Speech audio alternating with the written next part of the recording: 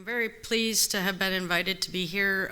Being a tribal representative, I would have liked to have seen a few more here, because with cultural landscapes, it's very important to think about the prehistoric and even the current use that tribes have of the different areas. I wanted to start just a little, to give you guys just a little background on the Mescalero Apache tribe real quick, just since some of you may not be familiar.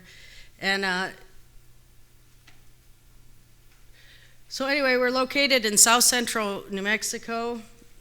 The reservation was established in 1873. Currently, we have almost 5,000 tribal members. But one thing is to note is the tribe is made up of 3 different bands of Apaches: the Chiricahua, Mescalero, and Lipan. And we are the only federally recognized Lipan tribe. There are a couple groups here in Texas that claim to be state recognized as Lipan, but if you're consulting on Lipan issues, we're the tribe that you should be consulting with. And just a real quick note, this is our office logo, and it has the 3 different bands' moccasin styles. And so this is the Chiricahua, Lipan, and Mescalero. And so it's just to note the different. Our reservation ranges from very high areas up. We have a ski area, and then down to the lower portion, which is mostly kind of desert scrub, woodland area.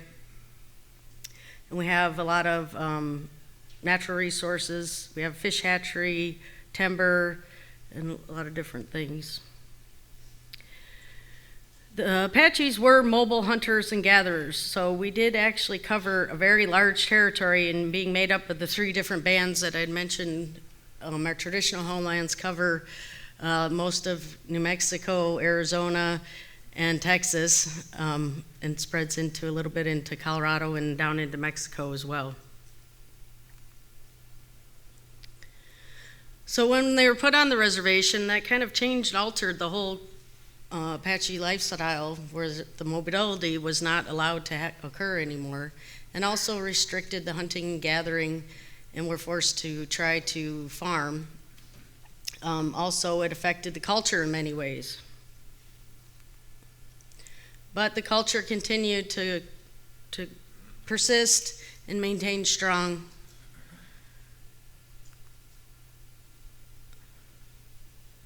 And still is today. So one thing I kind of want to talk about a little bit is with consulting with tribes and dealing with them. We aren't only interested in archaeological sites. Luckily, consultation started out really in the 90s, the later 90s mostly. And most of the time, all we were sent were reports of archaeological sites or surveys and what was documented. But tribes look at the whole landscape of a project and also the areas around it. And so that's one thing we like to have you keep in mind.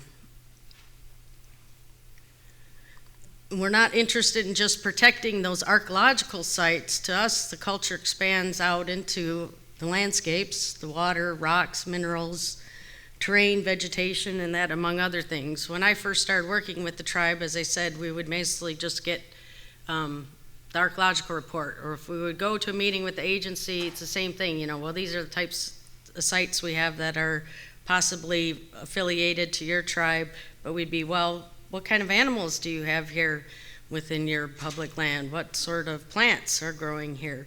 And then springs, those are all things that are equally important and we like to know about.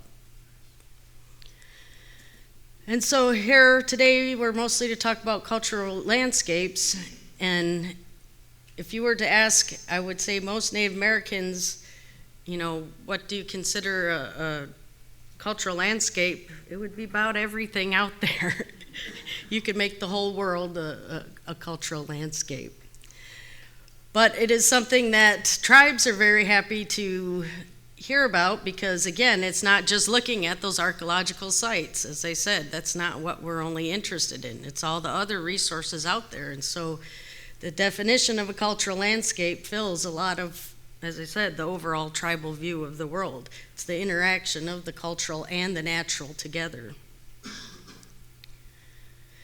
The 2 most common types that tribes would define would be either historic or the ethnographic landscape, but that isn't something that I want to see you limiting your consultation with tribes concerning landscapes, because maybe it is a urban development, you know, a certain hotel within a community or something, but a tribe that was within that area at that time may have some sort of cultural association with it as well. Perhaps it was a place where they could go and sell some of their artwork and different things like that, or to get outside work to help that community to start to get employment. There are a lot of different aspects of the tribal culture that may have been impacted by urban development, so you should also consider that. Same with like a mining district. Again, it could have been it had an effect, and it is a part of the change in the cultural landscape for a tribe, because perhaps then they were cut off from actually going into that area because the mine was developed there.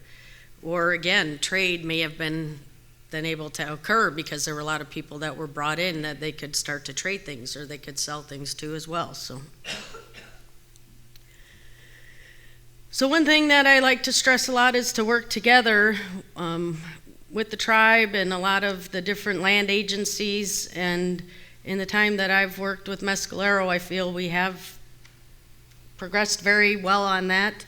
Working with the military, as we're surrounded by our reservation by several military bases and also Forest Service. And there's several national parks that aren't too far that were very commonly used areas pre-reservation times.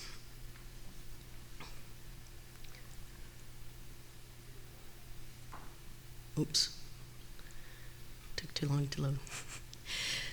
So anyway, when you are starting to work with tribes, one thing that I suggest is, again, as I said, it's not just the archaeology or the finalized report that we like to see. We like to see that you start to work with tribes from the beginning of when you get into a position or you're working on a project, and not just to come in when you need them to concur with something or to see if they have a disagreement. And also that most of the histories are oral and they're not written. So again, you need to talk to the people, and it may take several meetings or to meet with different types of people to get all that information, and you aren't going to find it all in the book. And maps are good, and also meetings, but being out to the actual site in the area where the things are happening or occurring is much more important, because then the tribes can understand and interact a lot better with it. And I guess I need to hurry up, huh? So anyway, as I said, just to integrate. And then, as I was saying before previously, that they view, to most Native Americans, the whole world as a cultural landscape, because everything is combined and interact with each other. And so these are just some of the things, as I said, that are important other than just the cultural sites, but viewscapes. One quick reference I can give to this is there was a nice habitation site where there were a lot of old features, mainly rock alignments, down in a big valley and stuff, and so pretty much that was documented as the archaeological site. But then when we did some expanded survey, when the tribes went back out in that area, way up on a ridge top that was adjacent to that site, there was just a small rock ring, but it pretty much was a lookout, and that's where the people would have to look for either groups coming in if you're waiting for somebody, but also for ones that you don't want to have come in and raid, or people you could go raid, or perhaps to fight off to keep them out of the area. Landforms and formations.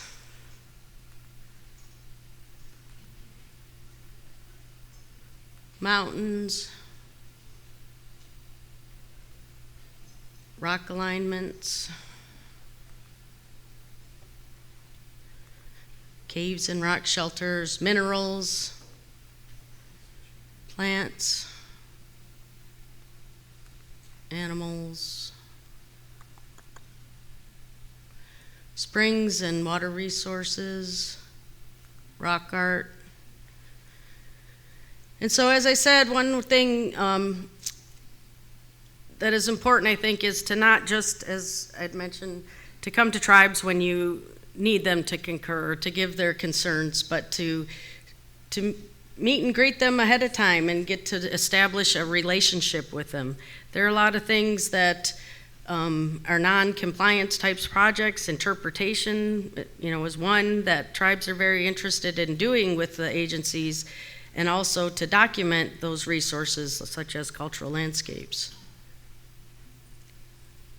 So we'll kind of skip over these because I need to hurry up, but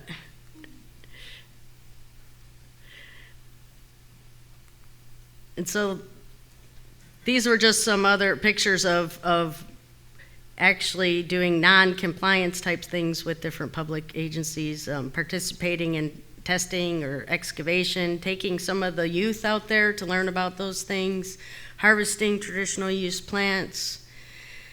And also that's one thing, again, it's good to try to develop a few other projects that are beneficial to the different agencies, but also to the tribe. This is from a traditional use plant book that White Sands Missile Range actually provided the funding to do, because one, they wanted those plants identified to them so they'll know what to look out for. And then it also helped us to educate our younger tribal members on the different plants and to continue that knowledge. And so I just kind of combined the plant book and then also the actual harvesting. And so the use of the agave is something the Apache, the Mescalero do every year still in great amounts, because it is an important food source to us. And so if you look at these different things, they can be combined to help to develop a cultural landscape type thing. Just the different projects that were worked on can evolve into that as well. This is a mescal roast actually at Guadalupe National Park, where we did form a pit down there then to roast those we harvested. Unfortunately, the soils weren't conducive to maintain the heat long enough to roast it, so we didn't do that too many times. But then also then the archaeological sites. These are a bunch of different types of roasting features pretty much within the Guadalupe area and a little bit of Texas. But so these three different things can be used combined together to help define a cultural landscape per se, where the plants are harvested and roasted, and then to have the ethnographic knowledge that was incorporated into the plant book. And I'll just leave you guys here with a Apache blessing. And that's the end of my talk.